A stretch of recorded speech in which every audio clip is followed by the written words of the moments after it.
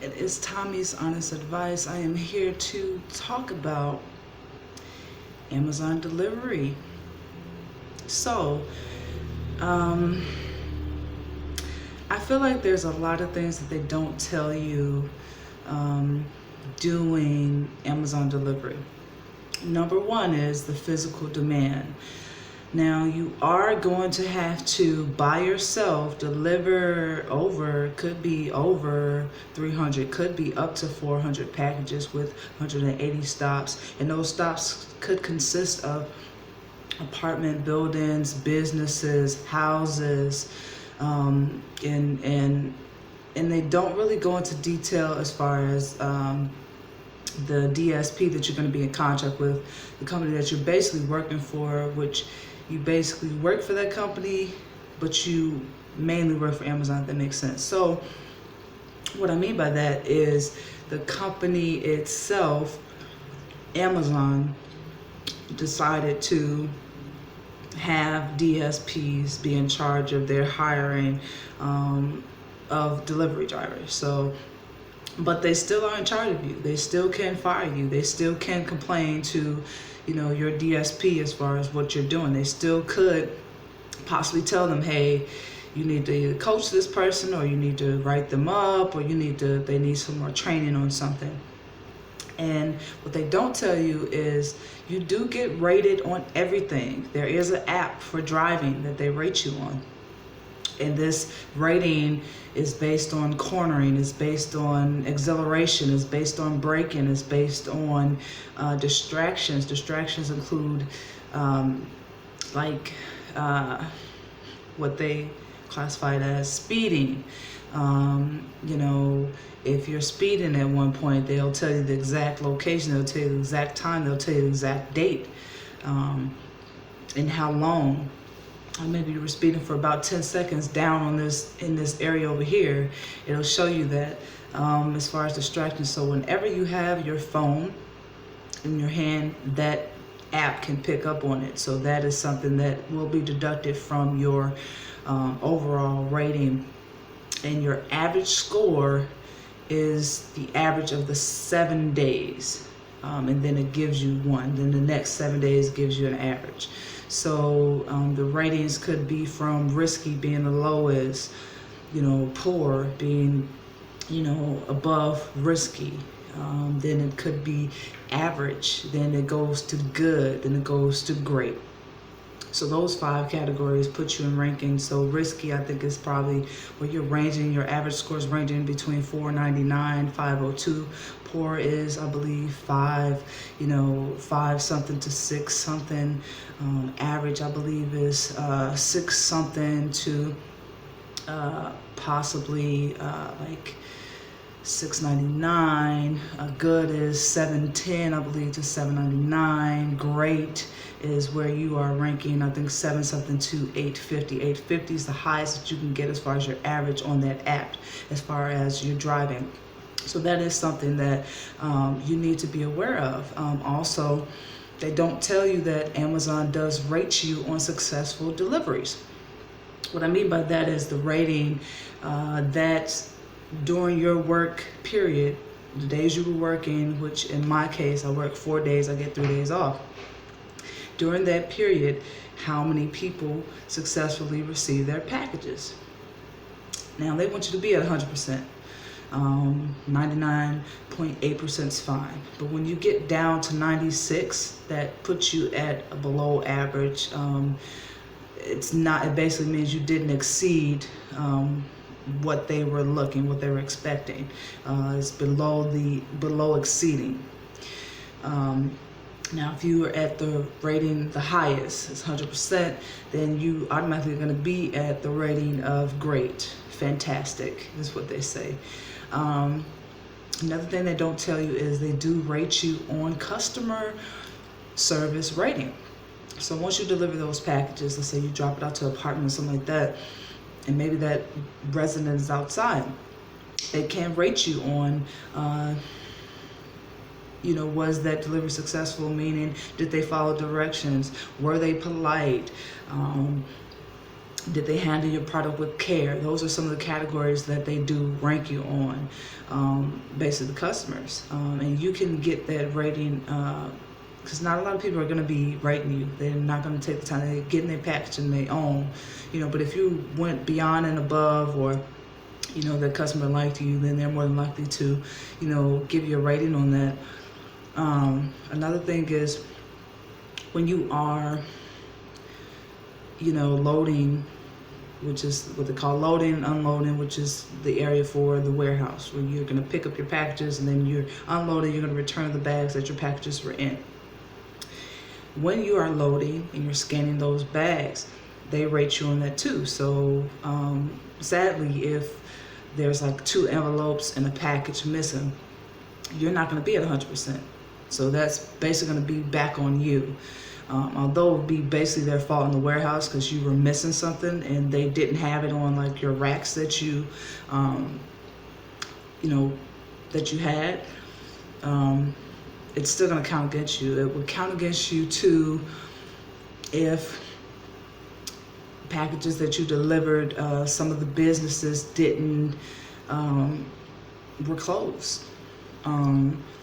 It's going to count against you if some of the businesses or location was not safe, because Amazon wants you at 100%.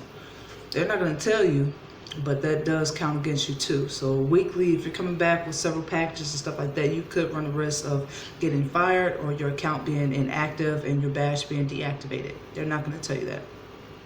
Also, complaints. They're not going to tell you if customers, complain about something, and maybe it's a different customer, but it's within that same week. That's something that they take into consideration too, and they're going to see who was on that route.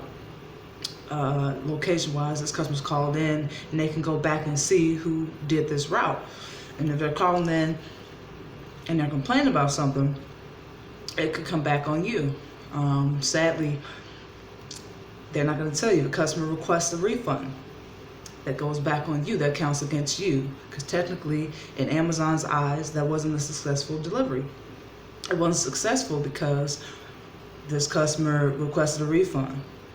Sadly, it sucks, but it's on you. Or if the package that they received, even if it wasn't your fault, because it does go through where this stuff comes from, it comes from, it's like a timeline. So we're not like the first people out there, being a delivery person that is the first one that's touching the package. So ultimately, it wouldn't be our fault technically, because maybe it had already arrived in the warehouse broken, or maybe it got off the plane broken already.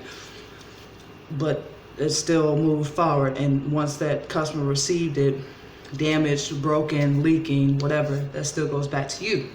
And they call that concessions.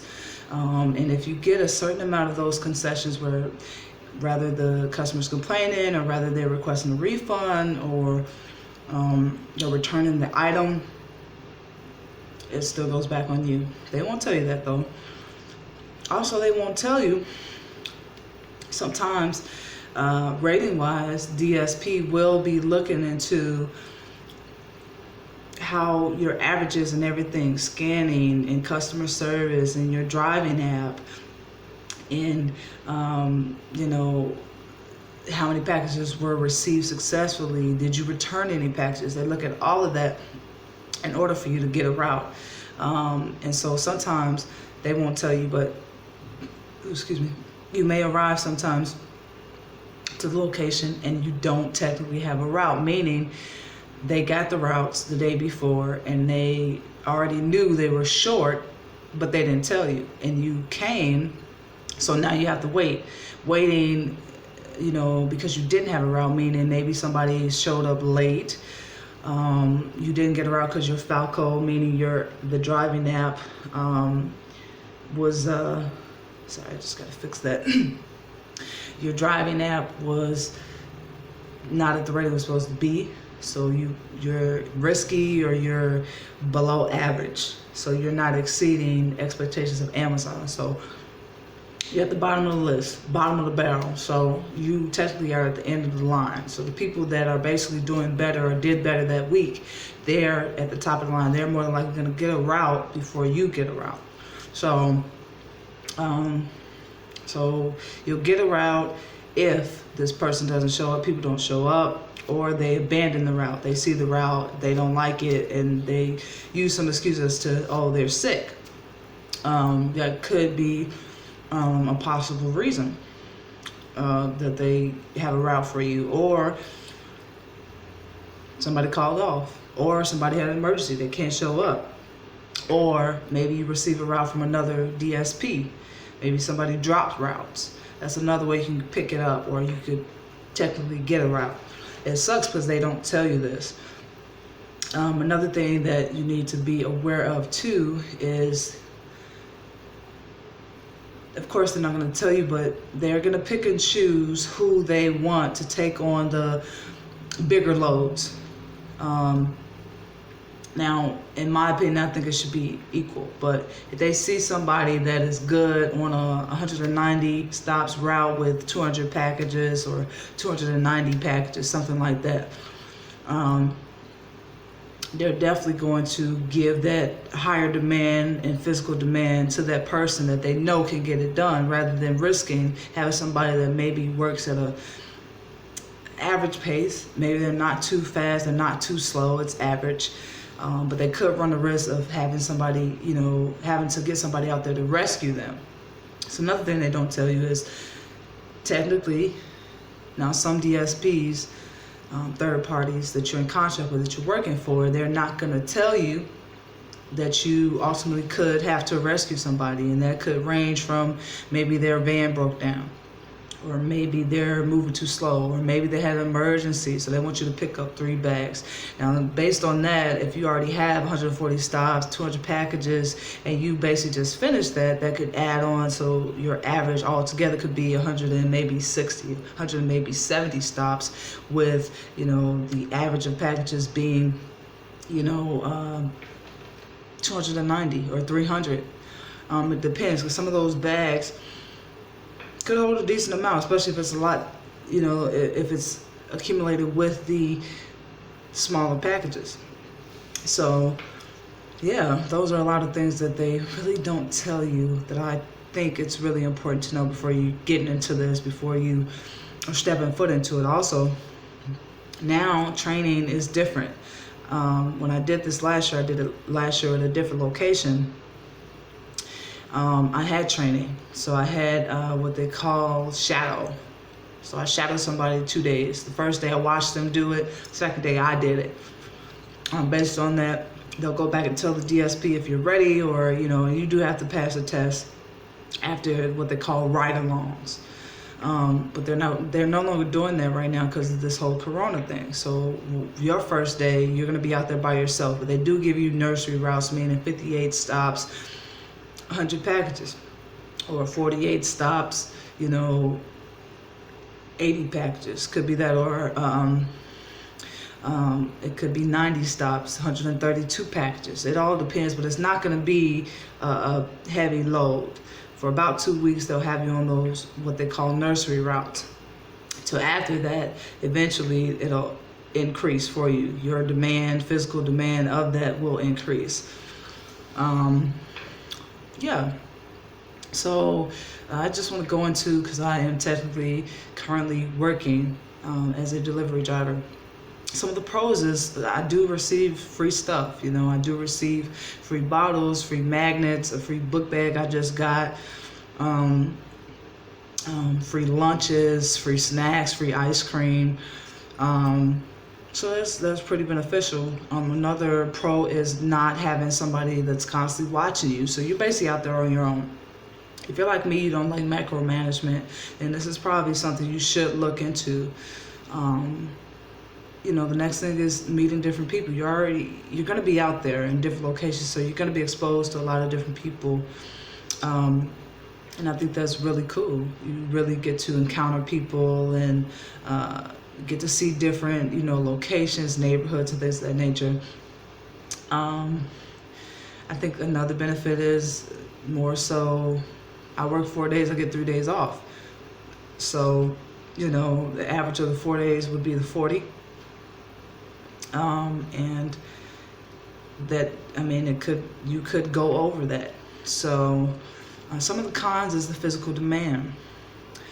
They're not going to tell you, but physically you could be out there, achy muscles, stiff muscles, for a couple days, and I've been doing this not too long, but long enough where I think my body should be adjusted to it, but I still come home sore, I still come home stiff, I still come home tired, like physically drained from it, because I'm like, you're going to be moving, you're going to be in and out of the car probably more than 250 times. Like, you're going to be up and down, you have to load your own van, it may be a con, but you do have to load your own van. Another con would be sometimes your bags may be disorganized. So the gadget's going to tell you that you have an orange bag. That orange bag is supposed to be your first bag, but now that orange bag could be, the 8th bag. So when you're packing your bag, it's supposed to go 8, 7, 6, 5, 4, 3, 2, 1. Or it could go 9, 8, 7, 6, 5, 4, 3, 2, 1.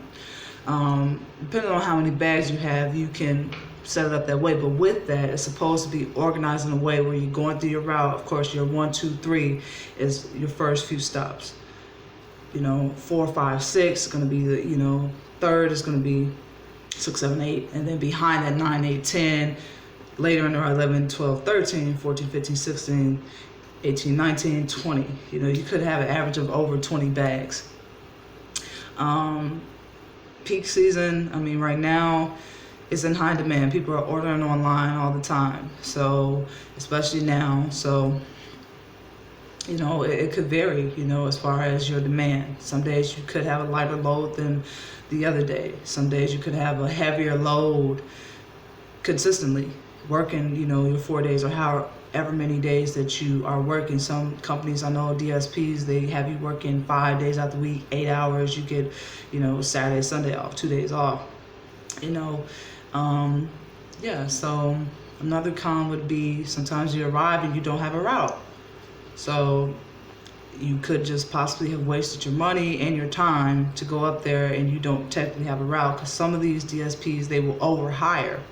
Because some of these people, they're quitting on the first day, or they're quitting during the route. They quit, This other company I worked for last year, that's what happened. What they call abandonment of the route.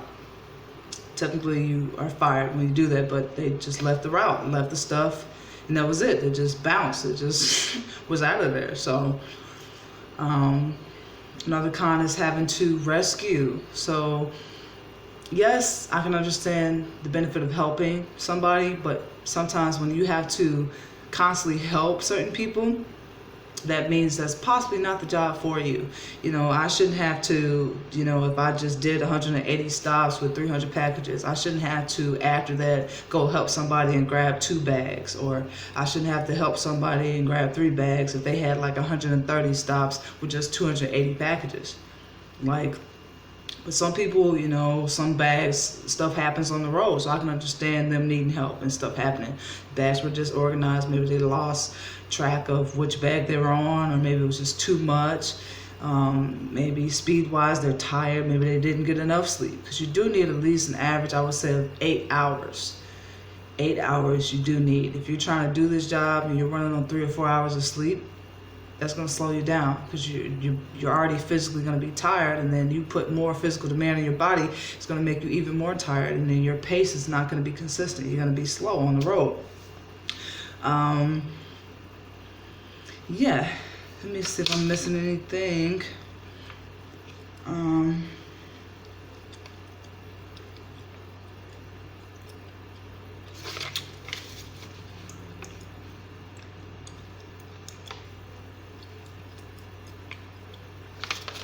So I think one last thing I will say is sometimes they're not going to tell you, but you could possibly run the risk of having to go to another location to get your van and then go back to the warehouse. So that's meaning to say, let's say you got a company, this DSP, they tell you the address of this one, 1100 West Harvey Avenue or something like that. Okay, you go there, but that's not your location that you're going to be loading and unloading. This location is for a lot. Maybe it's a storage lot, public storage lot or something like that, or a car dealership that they're kind of using to store their vans. So you do have to use, you know, gas to do that. Get over there and then drop your car, then drive at another location, which should be, that next location should be the warehouse. So I got lucky because I joined a company where it's a new location, so everything is at one location. My van, you know, is at the warehouse. So I think they may technically start doing this. Hopefully, you know, hopefully it's at different areas now, different states, that they're gonna have one location where you can just park your van, park your car if you have a car, and just be out, be ready to go. Yes, so that is the life of a delivery driver. And I just want to go through the pros and cons and also give you some details on some stuff that I feel like people are misinformed about with the job. As far as my liking of the job, I like the job because I hate micromanagement, which I mentioned previously. 2, I like the physical demand of it. I'm exercising, I'm, you know, getting my heart rate up, I'm burning whatever calories, whatever junk food I ate previously. And I like 3 days off. I like that. So, yeah, if you're thinking about doing this Amazon delivery, please watch this, take notes, look at your notes, and really see if this is something for you. This job is not for everybody at all. For me, technically, I don't like micromanagement, corporate, none of that. Like, I've had a decent amount of jobs where I'm at the point in my life where I know what works for me and what doesn't. I know what I can tolerate and what I can't tolerate. So, yeah, just tune in. This is Tommie's Honest Advice. Enjoy the rest of your day. And if you have any questions or comments or any topics you think I should touch on, please go ahead and list that below. But have a great day.